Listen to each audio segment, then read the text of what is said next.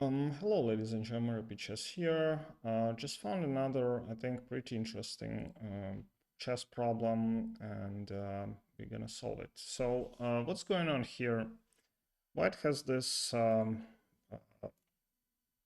don't know, center of pawns. Yeah, three pawns connected. This one technically is a passed pawn. This can become a passed pawn, and this is kind of supportive pawn. So white is winning actually, yeah, and a lot of us would. When I tried it, I of course lost because I don't know. It's hard to find a solution. And black has this very strong piece, and king is also a very good defender. Knight can stop the pawn. So what do you think is the move here for white? If you play something like d6 here, then black has only one winning move, which is king to f8.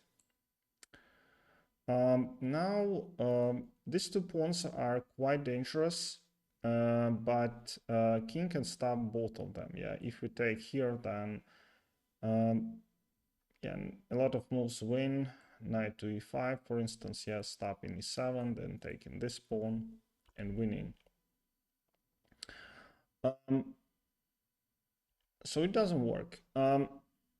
So what else we got here? King is too far away, we cannot really go for it.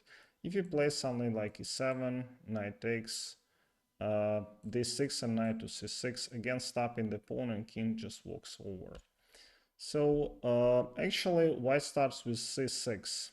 Yeah, black has to take because pawn is too far away from the knight and it will go either to c7 or take on b7, and knight cannot stop.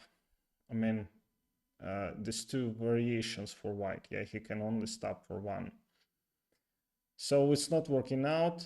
Black takes, and this is the move of the problem. So how would you play here? So if you want to capture naturally, yeah, again, f5 even wins for black.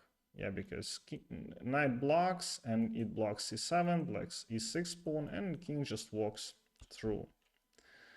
If you play d6, yeah, then king f8 again saves black, yeah, saves their game.